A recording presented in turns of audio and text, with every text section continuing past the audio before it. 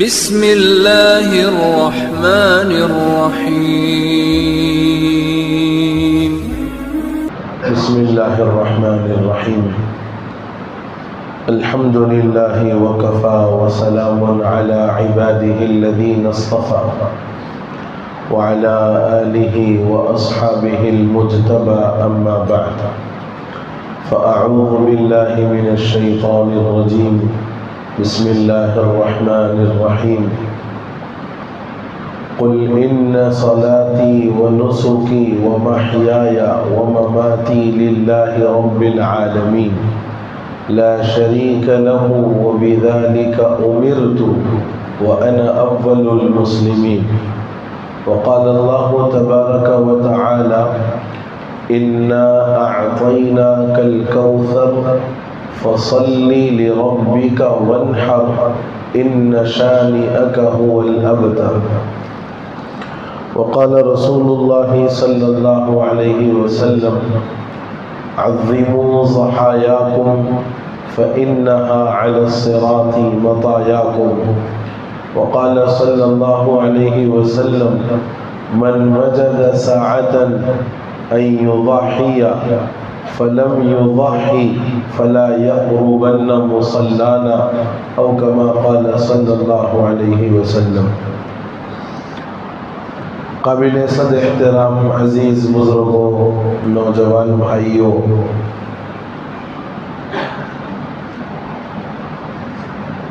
انسان کی زندگی میں جب اچھے اعمال ہوتے ہیں اور انسان کی زندگی نیکی کے راستے پر لگ کر کے چلتی ہے اور انسان اپنی زندگی میں اپنی مرضی سے زیادہ اپنے خالق و مالک کی مرضی پر اپنے آپ کو ڈال دیتا ہے تو پھر اللہ رب العزت ایسے آدمی کو اور ایسی ہستی کو پوری دنیا کے اندر معزز بنا دیتے ہیں. ہزارہ سال پہلے سیدنا ابراہیم خلیل اللہ علیہ السلام نے خواب میں دیکھ کر اور اپنے فرزند کو ذبح کرتے ہوئے دیکھ کر اس کو عملی شکل دینا چاہا. نہ صرف یہ کہ دینا چاہا بلکہ عملی طور پر پوری تیاری ہو گئی. بیٹے کو لٹا بھی دیا اور بیٹے سے پہلے مشورہ بھی کر لیا کہ بھائی دیکھو ایسا میں نے خواب دیکھا ہے اور خواب کا دوسرا حصہ تم ہو. خواب میں دیکھ رہا ہوں اور یہ دیکھ رہا ہوں کہ اپنے بیٹے کو میں ذبح کر رہا ہوں، تو خواب کا دوسرا حصہ تو تم ہو. تو میں نے خواب دیکھا اور تمہارے ساتھ یہ عمل کرتے ہوئے مجھے دکھلایا گیا، اور ایک مرتبہ نہیں، دو مرتبہ نہیں، 3 مرتبہ یہ خواب میں نے دیکھا. تو میں تو یہ سمجھ گیا کہ یہ اللہ کا حکم ہے، لہذا تمہاری کیا رائے ہے؟ فلما بلغ معه السعي قال يا بني إني أرى في المنام أني أذبحك فانظر ماذا ترى. کہ بیٹے میں خواب میں دیکھ رہا ہوں کہ تم کو ذبح کر رہا ہوں، تمہاری کیا رائے ہے؟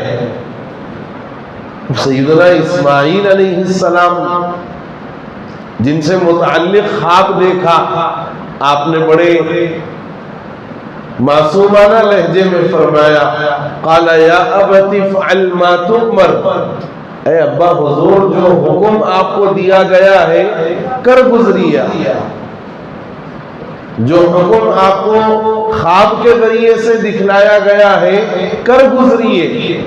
ستجدنی انشاء اللہ من الصابرین، آپ انشاءاللہ مجھے صبر کرنے والوں میں سے پائیں گے. اب ذرا یہاں غور کرو، سیدنا ابراہیم علیہ السلام نے خواب دیکھا، واضح حکم نہیں تھا، واضح حکم نہیں تھا، سری الفاظ میں نہیں کہا گیا کہ تم کو اپنے بیٹے کو جا کر ذبح کرنا پڑے گا، سری الفاظ میں نہیں کہا گیا، خواب میں دیکھا۔ ادھر والد تیار ہو گئے اور اس عمر میں تیار ہوئے جس عمر میں والدین کو اپنی اولاد سے آس رہتی ہے، امید رہتی ہے کہ یہ میرا بیٹا کچھ بڑا ہوگا تو میرے بڑھاپے کی لاٹھی بنے گا، یہ میرا بیٹا جب جوان ہوگا تو میرے بڑھاپے میں مجھے بٹھا کر کھلانے والا بنے گا۔ اس عمر میں سیدنا ابراہیم علیہ السلام نے کسی چیز پر کوئی غور نہیں کیا، دیکھا یہ رب کا حکم ہے اور ایک نہیں تین مرتبہ یہی بات مجھے دکھلائی گئی ہے، لہذا مجھے اس عمل کو انجام دینا ہے۔ سیدنا ابراہیم نے تو اپنا کام کر دیا، اور ادھر سیدنا اسماعیل علیہ السلام جن سے متعلق خواب کا ایک بڑا حصہ ہے، بلکہ جن کو اپنی جان کا نذرانہ دینا ہے، ان سے سوال کیا کہ بیٹا میرا یہ خواب ہے اور آپ اس میں حصے دار ہو، آپ کیا کہتے ہو؟ تو بیٹے نے بھی، چونکہ بیٹا بھی باپ کا بیٹا تھا، بیٹا بھی باپ کا بیٹا تھا۔ آج ہم اپنی اولاد سے کہیں کہ میاں گھر میں بیٹھ کے ایدی پنا کیوں کر رہا، جا کے کما کے آ، تو آج ہماری اولاد اپنے باپ کے منہ پر الٹا جواب دیتی، باپ کے منہ پر الٹا جواب دیتی، اور اولاد یہ سمجھتی ہے کہ اگر میں جواب دیا تو کیا غلط کرا، ہاں بھائی نہیں مل رہی نوکری، ملے وقت کروں گا، اور انہوں بار بار میرے کو دم کر رہی۔ بعضی باز اولاد تو یہاں تک جو ہے آپے سے باہر نکلی ہوئی ہے کہ پالنا نہیں رہتا تو پیدا کیوں کرتے، ایسے بھی جملے بولتے ہیں منصا، پالنا نہیں رہتا، پال نہیں سکتے تو پیدا کیوں کرتے؟ ارے بے وقوف، تجھے پیدا کر دینا ہی تجھ پر احسان ہے، تجھے پیدا کر دینا اور تیرے وجود کو دنیا میں لے آنا اور بالغ ہونے تک تیری ضروریات کی کفالت کر دینا، باپ نے اپنا حق ادا کر دیا۔ شریعت بھی یہ سوال نہیں کرتی اولاد کے بالغ ہونے کے بعد کہ بھائی تم نے اپنی بالغ اولاد پر اپنا مال کیوں خرچ نہیں کیا۔ ابھی ہم نے رمضان المبارک میں صدقہ فطر ادا کیا، صدقہ فطر ہم نے اپنی طرف سے بھی ادا کیا، بیگم کی طرف سے بھی ادا کیا، نابالغ بچوں کی طرف سے بھی ادا کیا، بعض والدین وہ ہیں جنہوں نے بالغ اولاد کی طرف سے بھی ادا کیا۔ حالانکہ شریعت والد کو ان بالغ اولاد کا فطرہ نکالنے کا ہرگز مکلف نہیں بناتی۔ اگر والدین نہ نکالے، والد اس کا فطرہ نہ دے، شریعت باپ کو نہیں پکڑے گی کہ اپنے بالغ اولاد کی آپ نے فطرہ کیوں نہیں نکالا، بلکہ اس بالغ اولاد کو پکڑے گی کہ تو ہٹا کٹا ہو گیا، بالغ ہو گیا، جوان ہو گیا، اب تو اپنے آپ کو اس قابل بھی نہیں بنایا کہ اپنا فطرہ ادا کر سکے۔ تو نوجوانوں کو چاہیے کہ اپنے والدین کی بڑی قدر کریں۔ یہ وہ نعمت ہے کہ اس نعمت کے گزر جانے کے بعد تم پوری دنیا تلاش کرو گے، وہ نعمت نہیں ملے گی۔ اور میں کہتا ہوں کہ ماں کے درجے پر تو بہت سارے رشتے مل جائیں گے، خالہ بھی بولے گی کہ بیٹے میں تیری ماں کی طرح ہوں، پھوپھو بھی بولے گی کہ میں تمہاری ماں کی طرح ہوں، خاندان کے اور رشتہ دار بھی بولیں گے کہ میں تمہاری ماں کی طرح ہوں، لیکن باپ وہ واحد رشتہ ہے جس کی کمی پوری زندگی میں کبھی ختم نہیں ہو سکتی۔ تو اپنے والدین کی قدر کرو، ان کے ساتھ حسن سلوک کرو، انہوں نے پیدا کیا، پال پوس کر کے بڑا کیا، تعلیم دی، تمہیں قابل بنانے کی کوشش کی، بس یہ تم پر سب سے بڑا احسان ہے۔ تم اپنے جسم کی چمڑی نکال کر اپنے ماں باپ کے لیے جوتی بنا کر پیش کرو، تب بھی ان کا حق ادا نہیں ہوا۔ تو میں عرض یہ کر رہا تھا کہ وہ بیٹا بھی باپ کا بیٹا تھا، سیدنا اسماعیل نے فرمایا کہ اے ابا حضور، جو حکم آپ کو دیا گیا ہے کر گزری، آپ مجھے صبر کرنے والوں میں سے پائیں گے. ستجدنی انشاءاللہ من الصابرین. فلما اسلم وتلہ للجبین، جب یہ دونوں رضامند ہو گئے اور اپنی جبین نیاز کو خم کر دیا، جھکا دیا اپنی گردن کو، وتلہ للجبین ونادیناہ ان یا ابراہیم، ہم نے آواز دی اے ابراہیم، قد صدقت الرؤیا، خواب پورا کر دیا، خواب کو آپ نے سچ کر دیا. یہاں علماء فرماتے کہ سیدنا ابراہیم علیہ السلام نے اپنے فرزند کو لٹایا، پہلے چہرے کے بل لٹایا، تو بیٹے نے کہا کہ ابا، بڑی مدتوں کے بعد یہ اولاد اللہ نے آپ کو عطا فرمائی، اور آج اسی اولاد کی قربانی کا سوال ہے آپ سے. آپ اگر مجھے چہرے کے بل لٹائیں گے، ہو سکتا ہے کہ جب آپ کی نگاہ میرے چہرے پر پڑے چھری چلاتے ہوئے، ہو سکتا ہے کہ دل تھوڑا سا آگے پیچھے ہو جائے، اور کہیں ایسا نہ ہو کہ میری محبت آپ کو حکم کو پورا کرنے میں رکاوٹ بن جائے. لہذا منہ کے بل مت لٹائیے، گردن کے بل لٹا دیجیے، اور میرے آنکھوں پر پٹی بھی باندھ دیجیے، اور گردن کے بل لٹا کر آپ مجھے ذبح کریے. ہو سکتا ہے کہ تھوڑی آپ کو وہ بات محسوس نہ ہو جو چہرے کے بل لٹانے پر محسوس ہو سکتی تھی. حضرت ابراہیم نے اپنے اس بیٹے کی اس دانشمندانہ بات کو قبول فرمایا اور لٹا کر چھری چلانے لگ گئے. چھری کا کام کاٹنا ہے، آگ کا کام جلانا ہے، لیکن جب بندے کی زندگی میں دین ہوتا ہے، یہ نقطہ سمجھانا چاہ رہا ہوں جو شروع میں نے کہا کہ جب بندے کی زندگی میں دین ہوتا ہے اور جب بندہ اللہ کی رضا کے لیے اپنا سب کچھ قربان کر دیتا ہے، تو مادی چیزوں کی جو تاثیر ہے، مادی چیزوں کا جو کام ہے، آپ کا کام جلانا ہے، جلائے گی. لیکن ابراہیم علیہ السلام کو اس آگ میں ڈالا گیا جس کی بھاپ کے اوپر سے پرندے گزر رہے ہیں تو جل کر خاک ہو رہے ہیں، اور حضرت ابراہیم کو اس میں ڈالا گیا، آپ بالکل محفوظ ہیں. قلنا یا نار کونی بردا وسلاما علی ابراہیم. چھری کا کام تو کاٹنا ہے، اسماعیل کی گردن پر چھری چل رہی ہے، مگر چھری کی یہ مجال نہیں ہے کہ وہ اسماعیل کی گردن کو کاٹ سکے، اس لیے کہ مقصود اسماعیل کی گردن کو کٹوانا نہیں تھا، بلکہ مقصود یہ تھا کہ یہ دیکھیں ہمارے خلیل سے کہ ان کی جو سب سے ہر دل عزیز چیز ہے اس کو بھی اگر قربان کرنے کا حکم ملے تو یہ قربان کرتے ہیں یا نہیں. لٹا کر چھری کا چلا دینا یہ اس بات کی دلیل تھی کہ آپ اپنی ہر دل عزیز چیز کو بھی قربان کرنے کے لیے تیار ہیں. ادھر آپ گردن پر چھری چلا رہے ہیں، ادھر حضرت جبرائیل جنتی دمبا لے کر کے مینا کے میدان میں اتر رہے ہیں، اور اترتے اترتے ان کی زبان پر جملہ ہے اللہ اکبر اللہ اکبر. حضرت جبرائیل کی زبان پر یہ جملہ ہے اللہ اکبر اللہ اکبر. جب اللہ کی کبریائی خلیل کے کانوں میں پڑی، سیدنا اسماعیل نے سنا، آپ نے فوراً فرمایا لا الہ الا اللہ واللہ اکبر. سیدنا ابراہیم علیہ السلام نے یہ جملہ ارشاد فرمایا، اور ادھر اسماعیل نے دیکھا کہ چھری چلنی تھی، چھری چلی نہیں، گردن کٹنی تھی، گردن کٹی نہیں. تو حضرت اسماعیل نے فرمایا اللہ اکبر وللہ الحمد.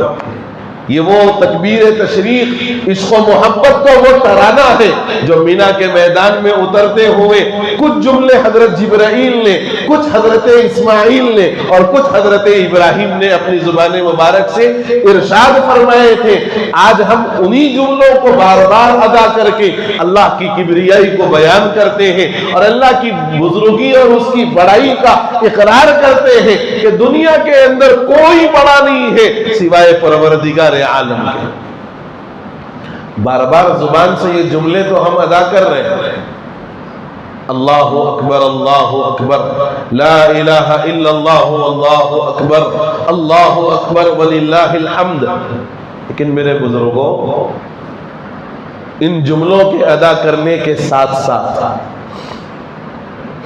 سیدنا ابراہیم علیہ السلام کی اس یادگار کو عملی طور پر انجام دینے کے ساتھ ساتھ قربانی، اس کو عملی طور پر انجام دینے کے ساتھ ساتھ اس دعا پر بھی غور کرو اور اس سورت پر بھی غور کرو جہاں نبی محترم صلی اللہ علیہ وسلم کو اس بات کا حکم دیا گیا ہے کہ آپ اپنے رب کے نام پر قربانی دیں۔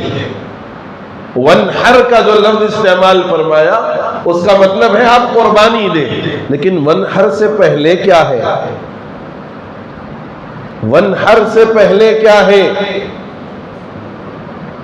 جی سورہ کوثر میرے بھائی، لربی کا، اس سے پہلے فصلی۔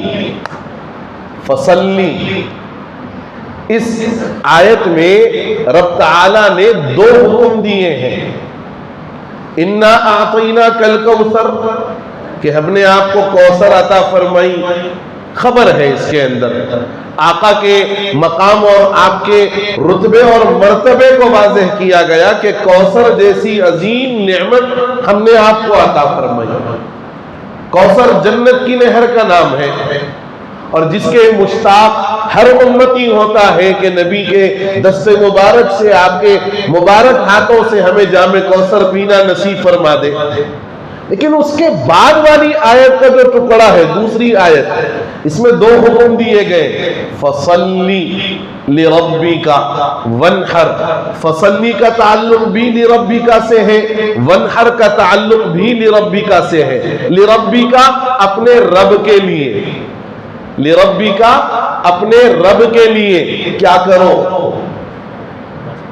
کیا کرو؟ نماز پڑھو۔ فصلی، نماز پڑھو، لربک اپنے پروردگار کے لیے۔ اس کے بعد فرمایا ونحر، قربانی دو۔ ہم نماز پڑھ رہے ہیں الحمدللہ، نماز عید، اور اس کے بعد جا کے ونحر۔ لیکن اس فصلی کا تعلق صرف نماز عید سے نہیں ہے، اس فصلی کا تعلق صرف نماز عید سے نہیں ہے کہ صاحب عید کی دو گانا پڑھ لیے اور جا کے قربانی دے دیے، بلکہ فصلی کا تعلق بالغ ہونے کے بعد سے لے کر موت تک زندگی میں آنے والی ہر روز پنجگانہ نماز سے ہے۔ اس فصلی کا تعلق صرف عید الاضحیٰ کی 2 رکعت واجب سے نہیں ہے، اس فصلی کا تعلق بلوغ کے بعد سے لے کر مرنے سے پہلے تک آنے والی زندگی کے ہر دن میں ان 5 نمازوں سے تعلق ہے جس پر ہمارا کوئی عمل نہیں ہے۔ اور آج ونحر پر عمل کرنے کے لیے صبح سویرے اپنے گھروں سے نکل کر مسجد کے اندر آ گئے اور جا کر قربانی تو دے دی، لیکن پھر ظہر کی نماز میں اسی فصلی کا حکم آپ کو دیا جائے گا، پھر وہ ظہر میں فصلی کہاں ہے؟ اسی فصلی کا حکم عصر میں دیا جائے گا، عصر میں کہاں ہے فصلی کا حکم؟ مغرب میں بھی دیا جائے گا، عشاء میں بھی دیا جائے گا۔ میں نے کہا بالغ ہونے کے بعد سے لے کر آپ کی اور میری موت آنے تک ہماری زندگی کی وہ آخری نماز جو ہم ہوش و حواس میں رہ کر ادا کر سکتے ہیں، ہر اس نماز کے لیے فصلی کا حکم ہے۔ مسلمانوں، ہم نے صرف فصلی عید کی نماز کے لیے سمجھا ہوا ہے اور ساری زندگی ہم بغیر نماز کے اپنی زندگی کو گزار رہے ہیں اور یہ سوچ رہے ونحر پہ عمل ہو گیا۔ یاد رکھنا، بے نمازی کی قربانی منہ پر مار دی جائے گی، اس کے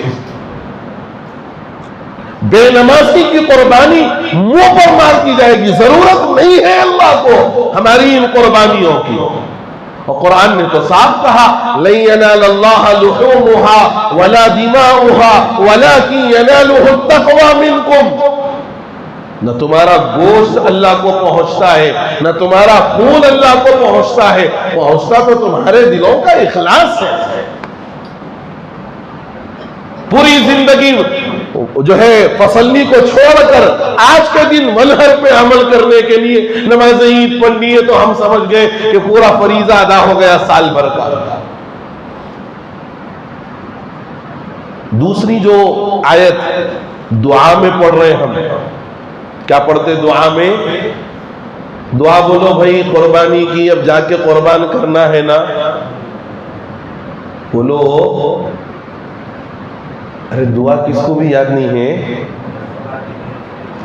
देखो हमारे हजरत फरमा रहे इन्न सलाती व नुसुकी व महयाया व ममाती लिल्लाहि रब्बिल आलमीन। 4 बातों का बंदा ज़बह करने से पहले इकरार कर रहा। पहले तो दुआ कर लिया, इन्नी वज्जहतु वजहिया लिल्लज़ी फतरस समावाति वल अर्ज़ हनीफ़ा व मा अना मिनल मुशरिकीन। कहने का मतलब यह है कि मेरा सारा वजूद अल्लाह के वास्ते, मेरा सारा वजूद अल्लाह के वास्ते। ये जो जायनमाज की नीयत है, इसका आसान अल्फाज में मतलब यह है कि मेरा सब कुछ अल्लाह के वास्ते। उसके बाद 4 बातों का इकरार कर रहा, क्या? इन्न सलाती, यकीनन मेरी नमाज, यकीनन मेरी नमाज, इन्न सलाती व नुसुकी, और मेरी कुर्बानी। तज़किरा किसका पहले है? नमाज का पहले है, उसके बाद कुर्बानी का है, उसके बाद फरमाया व महयाया, मेरी जिंदगी, मेरा जीना, व ममाती, और मेरा मरना, लिल्लाहि रब्बिल आलमीन, उस परवरदिगार के लिए है जो सारे जहानों का रब है।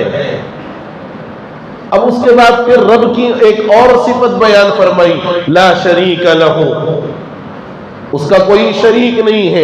वबिज़ालिका उमिरतु, मुझे इसी बात का हुक्म दिया गया है कि मैं अपनी नमाज भी अल्लाह के लिए कहूँ, अपनी कुर्बानी भी अल्लाह के लिए, अपना जीना भी अल्लाह के लिए, अपना मरना भी अल्लाह के लिए। वबिज़ालिका उमिरतु, इसी का मुझे हुक्म दिया गया। व अना अव्वलुल मुस्लिमीन, और मैं पहले मुसलमानों में से हूँ। देखो कुर्बानी की दुआ भी क्या याद दिला रही है कि बेटा कुर्बानी बाद में, नमाज पहले। तो वो नमाज खाली ये ईद की नमाज नहीं है। अगर ये गलतफहमी दिमागों में बैठी हुई है तो निकाल दो कि ये नमाज का ताल्लुक बालिग होने के बाद से मरने तक की जो आपकी आखिरी और मेरी नमाज होगी, उस नमाज तक का इसका ताल्लुक है।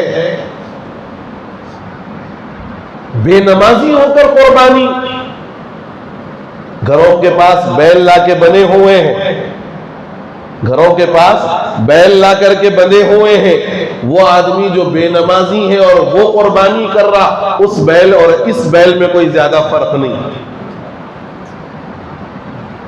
कोई ज्यादा फर्क नहीं, बल्कि एक वाज़ेह फर्क ये हो सकता है और ये हम कह सकते हैं कि वो बैल जिसको हमने चंद पैसे देकर के खरीदा, चंद पैसे देकर के हमने उसको अपनी मिल्कियत में ले लिया, जब उससे कहा गया कि मियाँ लेट जाओ और अल्लाह के नाम पर कुर्बान होना है, तो मालिक तो आप ही हुए ना, खरीदने वाले।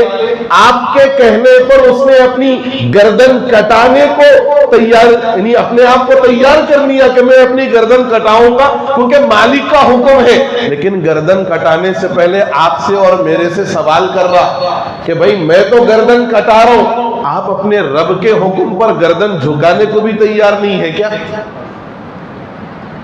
ये सवाल करके जाता है हर कुर्बान होने वाला जानवर। तो मेरे बुजुर्गों, जिंदगी अगर अल्लाह की इबादत के साथ अल्लाह के हुक्मों पर अमल करते हुए अल्लाह को राजी करते हुए गुजारोगे तो अल्लाह ऐसे चमकाएगा, हजारहा साल पहले जिस अमल को मिना में सैयदना इब्राहिम अलैहिस्सलाम ने अंजाम दिया, आज तक और इंशाअल्लाह ता क़ियामत उम्मत इस सुन्नत को जारी रखेगी और अमल करती रहेगी لیکن کب؟ جبکہ زندگی اللہ کے حکموں کے مطابق گزرے، زندگی اللہ کی مرضیات کے مطابق گزرے، زندگی میں نماز ہو، زندگی میں اللہ کا ذکر ہو، زندگی اللہ کے حکموں کے مطابق گزرے، اللہ یہاں بھی چمکائے گا اور وہاں بھی چمکائے گا۔ اور اگر نماز نہیں ہے، بس عید پڑھ لی ہے اور سمجھ گئے کہ ہم نے ونہر پر عمل کر دیا، ان صلاتی پر عمل کر دیا، تو یہ ہماری بہت بڑی بھول ہے، اور اس بھول پر اللہ کے یہاں ہم سب کو جواب دینا ہے۔ بہرحال یہ چند گزارشات تھیں، اللہ مجھے، آپ کو اور پوری امت کو کہنے اور سننے سے زیادہ توفیق عمل نصیب فرما دے۔ نماز عید کا طریقہ ذہن میں رکھیں، نماز عید 2 رکعت واجب نماز ہے، نیت ہم یوں کریں گے 2 رکعت نماز عید الاضحیٰ کی واجب ادا کرتا ہوں میں، واسطے اللہ کے، منہ میرا کعبہ شریف کی طرف، 6 زائد تکبیروں کے ساتھ تابع اس امام کے۔ آپ کو یہ نیت کرنی ہے اور مجھے یہ نیت کرنی ہے کہ 6 زائد تکبیروں کے ساتھ ان مقتدیوں کی اقتداء کی میں نیت کرتا ہوں۔ آپ تابع امام کی نیت کریں گے، میں مقتدیوں کی اقتداء کی نیت کروں گا۔ یہ تھوڑا سا فرق ہے امام اور مقتدی کی نیت میں۔ اس کے بعد پہلی تکبیر ہوگی اللہ اکبر، دونوں ہاتھ اٹھائیں گے، باندھ لیں گے، ثنا پڑھیں گے۔ پھر دوسری تکبیر ہوگی اللہ اکبر، ہاتھ اٹھائیں گے، چھوڑ دیں گے۔ تیسری ہوگی ہاتھ اٹھائیں گے، چھوڑ دیں گے۔ چوتھی ہوگی ہاتھ اٹھا کر باندھ لیں گے۔ قرأت ہوگی، رکوع سجدہ، پہلی رکعت مکمل ہوگی۔ پھر دوسری کے لیے کھڑے ہوں گے، دوسری رکعت جیسے عام طریقہ ہے، سورۃ فاتحہ، ضم سورہ سب مکمل ہوگا۔ ضم سورے کے بعد رکوع میں جانے سے قبل 3 مرتبہ تکبیر کہیں گے، ہر تکبیر میں ہاتھ اٹھانا ہے، چھوڑ دینا ہے۔ چوتھی تکبیر میں ہاتھ اٹھائے بغیر رکوع میں جانا ہے۔ پھر نماز مکمل ہوگی۔ نماز کے بعد مختصر سی دعا ہوگی اور پھر اس کے بعد عربی خطبہ ہوگا۔ نماز میں جیسے ہم شریک ہیں، خطبے میں بھی ہمیں شریک ہونا ہے۔ خطبے کے بعد گلے ولے مت ملو، قصابوں کا مسئلہ رہتا فوراً چلے جاؤ، ٹھیک ہے، مگر خطبے کے اندر بیٹھنا ضروری ہے۔